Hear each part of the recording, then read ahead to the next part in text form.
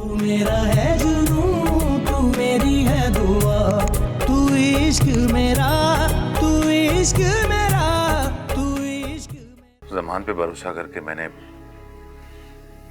अपने लिए कुछ नहीं बचाया और ना ही मैंने आगे का सोचा, इसी उम्मीद पर कि जिंदगी भर ज़मान जैसे दोस्त के साथ ही काम करूंगा। इसे अभी भी ऐसा लगता है कि शरियार इसके लिए आएगा और इसे अपने साथ ले जाएगा। ठीक है, आई मीन हेलुसिनेशंस कम से कम सुसाइड अटेम्प्ट से तो बेहतर है। अभी तो खेल शुरू हुआ है,